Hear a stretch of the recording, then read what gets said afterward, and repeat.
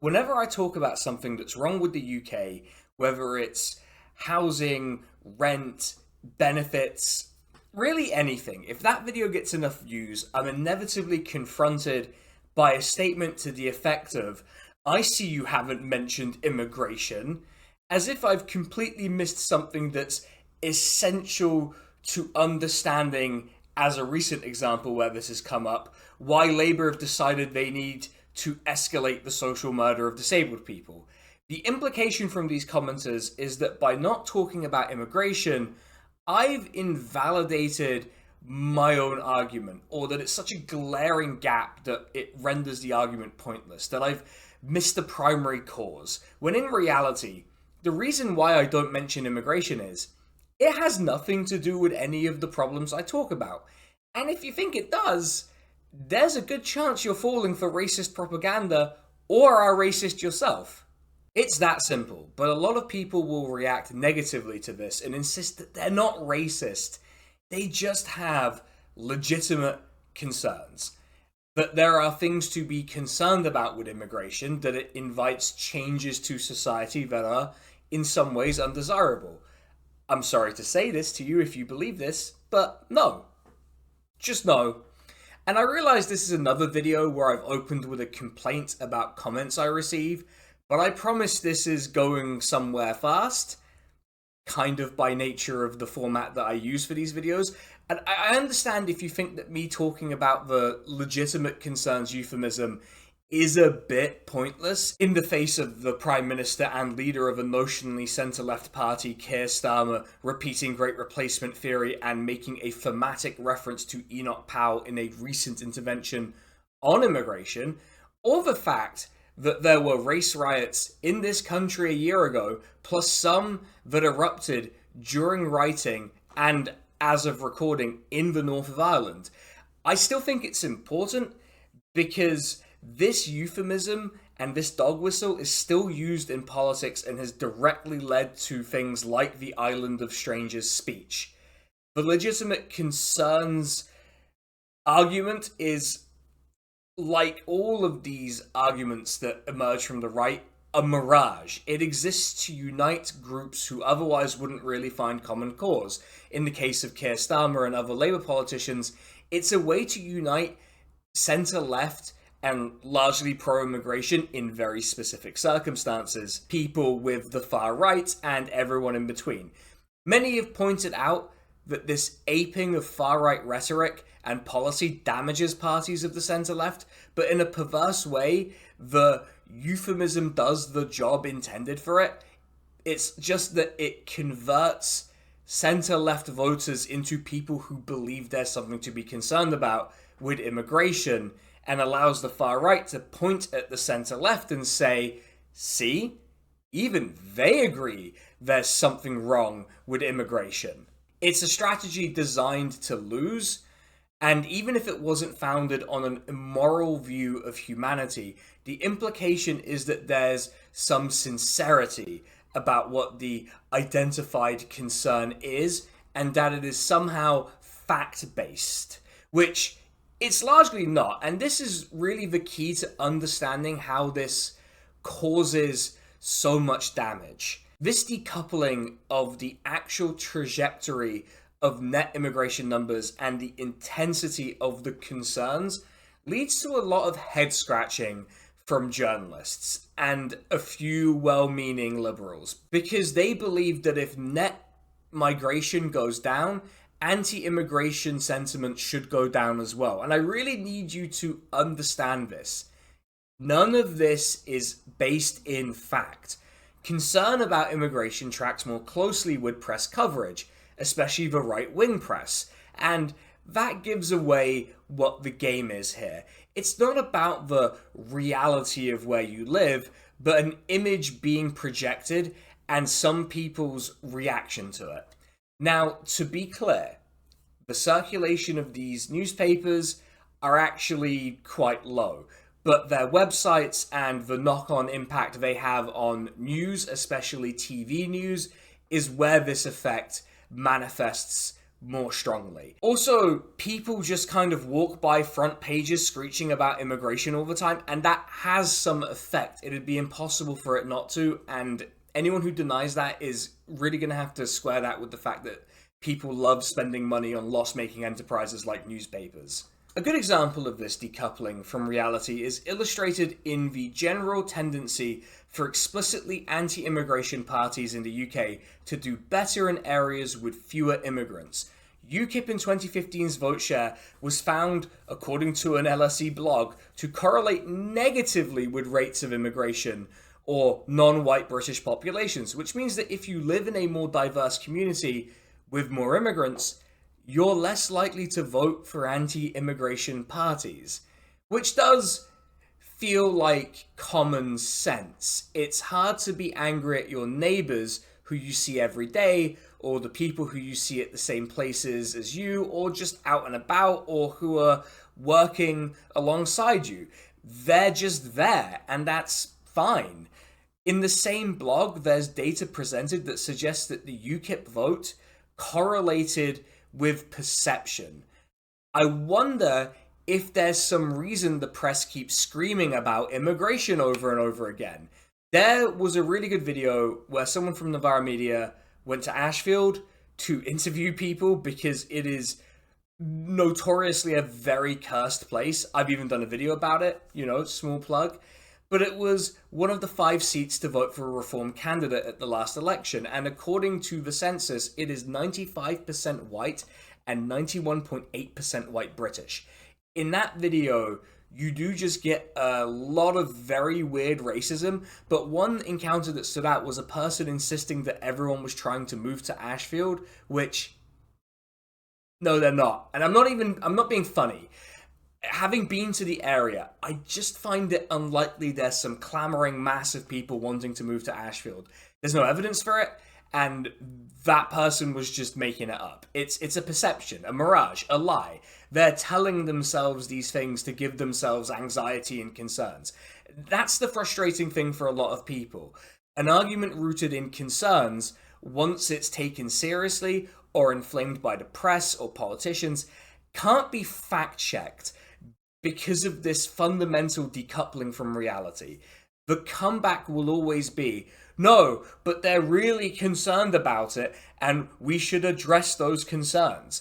It's a bit like if I said I was concerned about a giant chocolate teapot orbiting the Earth, disrupting our way of life. You might think it's incumbent upon me to prove that this is the case, and when I steadfastly refuse to do so or don't provide anything that points to this, you do the work for me and show me the astronomical charts that prove there is no chocolate teapot in orbit. The problem is, if I keep saying that I'm concerned and I expect politicians to do something about it, even though it's clearly not true, you can't really prove I'm not concerned. Sure, you might be able to guess my sincerity from the shit-eating grin I wear when I tell you about it, or when I say it in front of a chocolate shop I don't like that sells chocolate teapots, but you can't prove I'm not sincerely concerned about the giant chocolate teapot. And if enough people are concerned, then it becomes a political issue, and then suddenly senior politicians are talking about the need to deorbit the chocolate teapot, even though it's not there. I use this example because to suggest that any of the issues we face in Britain today are due to immigration, or the presence of immigrants, or their descendants, it's as credible as a belief in the chocolate teapot and space affecting our lives. It's nonsense, and it's been indulged for far too long by a lot of people who ought to know better. So let's dissect some legitimate concerns and see if we can't get to the bottom of what the real concern is here and why it's so commonly indulged. Let's examine some of the typical statements that are considered legitimate concerns about immigration. I'm not going to be comprehensive here because there are just so many versions of these arguments that will be here all night. So there will be others out there, just be aware of that, but these are some of the ones that stick out in my memory. Immigrants are all given houses and benefits as soon as they come here. Immigration causes pressure on public services like schools and the NHS. Immigration depresses wages and they're taking our jobs. Immigration is changing society or the place I live too quickly. What you'll notice about all of these is that they're obfuscating a real issue that people are likely on the receiving end of. NHS waiting lists are long, rent is high, often driving people out of areas where they want to live. Wages are low, and the face of Britain is changing in ways that people find distasteful. Though that last one, if made specifically about immigration or culture, is, I think, correctly grounds for referral to anti extremism programs. Although I will note that prevent is unfit for purpose, and while it's correct that this is a key tenet of far right extremism, that doesn't mean the program as a whole is good. We got it? Okay, back to the statements. Those arguments are also euphemisms, or perhaps to be a bit more precise, dog whistles. Because a lot of the things that these statements are glancing at are linked to real issues people are dealing with day to day, they can unite or be opportunistically jumped on by figures from the left all the way to the far right. An aspect of each one of these statements has been said or pandered to by figures across the political spectrum in the UK. Yes, even the politicians I like and agree with a lot of the time. Another thing you'll notice about all of these is that at their root, immigration has no real impact on these things. Not to belabor the point, it's about perception and sentiment. You can point out that, as an example, immigrants can't access benefits, or that the pressure on public services is a function primarily of government spending cuts. It doesn't matter, because an argument based on concerns or feelings, if you like, isn't really meant to be argued with, which makes them very frustrating to encounter and really only leaves you with two choices: to either accept the proposition of the concerns, which is that immigration in some way contributes to these problems, and therefore something must be done, which leads to a lot of governments falling into the politician's fallacy. And when their something doesn't work or doesn't calm down public attitudes towards immigration, well, that's when we run into the problems we have now, where people are looking for the sensation of a solution. Basically, it's vibes all the way down. But let's address this concept of legitimacy. If you look at all of these arguments and you really sit with what they're saying, you quickly wonder how legitimate they are on their own terms. Never mind the fact that they're largely chocolate teapots floating in space. If we believe that the people saying they're concerned about these things are telling us the truth, which I don't believe, because they insist on rejecting every other solution to these problems, then what are they saying? At their core, what they're saying is that the right to access housing, education, to be able to live and to exist publicly is dependent, at least to some extent, on an accident of birth. Be born in the right place, at the right time, to the right parents, and within reason, because a lot of legitimate concerns people actually oppose providing these things, you can get some support or contribute to the cultural face of the country you live in. Let's tell it how it is for a second. I mentioned the right parents for a reason, not just because British citizenship is not a birthright based on being born within the borders of the United Kingdom, but because a lot of this is code for I saw a brown person on the bus and I'm angry about it. In other words, it's very plain and poorly disguised racism. The concerns that underlie those arguments aren't concerns that any society that's meaningfully democratic should indulge. If you're watching this and scratching your head, wondering, wait, but you said these things are speaking to real issues, I did say that, but instead of insisting there's a great big chocolate teapot, why don't we address the actual causes of the issues? Which is that we have plenty of resources and money, both for the people born here and those who choose to come here. Once again, it turns out it wasn't the marginalized people who you find it easy to raise your hand to who took all of the money. It was the capitalist class.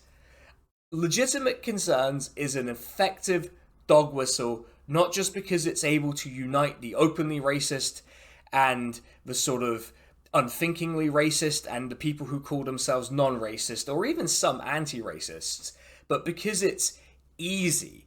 And if it works, you can pretty much crush your political opposition into submission. In this way, it functions a lot like the public health arguments in favor of the sugar tax I talked about in another video. If the problems we face today are because of immigration, then the solution to the problem is obvious. Reduce immigration or reduce undesirable forms of immigration. Spoiler alert, this is always code for non-white people. No one is kicking up a fuss about Irish or French people moving here. All of this is to say that none of these concerns are really about the thing they claim they are. It's all about creating easy scapegoats for the excesses of the capitalist class. That's why the number one driver of the idea that there are concerns and that they are legitimate are the right-wing press, right-wing politicians, or opportunists who are willing to throw some people under the bus. Which leaves us with the rather grim question of, what are we going to do about it? And what can we do about it? We can't really control what the press decides to fixate on, given they're beholden to their editors and to ownership.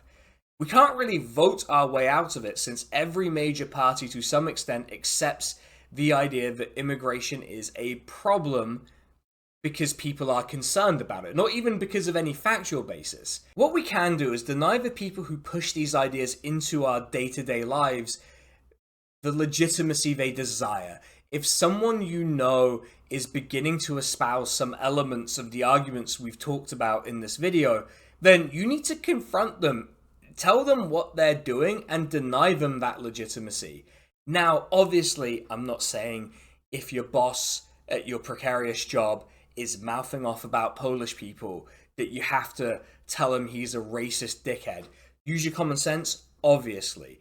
What I am saying is that in the right circumstances, if someone is beginning to stray into telling you all about their concerns, whether it's about weird Turkish barbershops or Romanians or whatever the fuck the latest thing is that people are getting angry about, tell them firmly to shut the fuck up.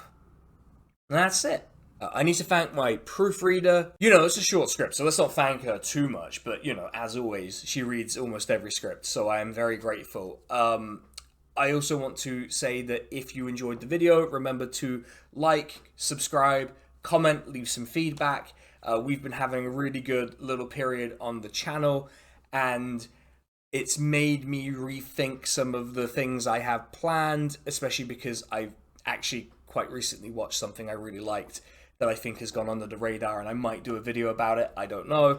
I kind of want to.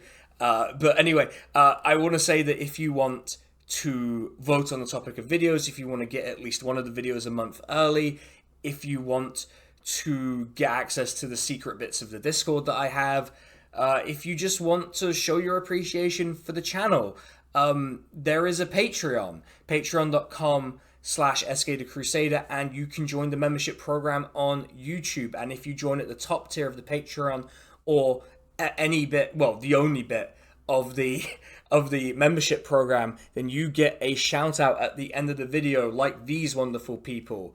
So special shout out to Drone Riff, Mercutio, Kersley Scheider, John N, Liron, Jar Jar Muba, and Carolyn, who are the top tier patrons. Absolute legends.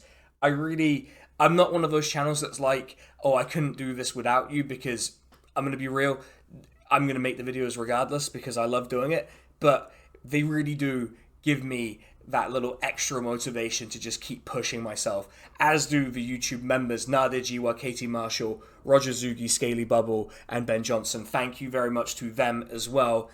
With that, everyone, I am going to be... it's not like a long pause, but there's going to be a little pause before this month's big video comes out. And also, in case you haven't noticed, I'm feeling a lot better. I'm sounding a lot better, and you can tell because I went to the barbers. I went to the weird Turkish barbershop, and yeah, pretty good, huh? Anyway, I'll catch you all on the next one. See ya.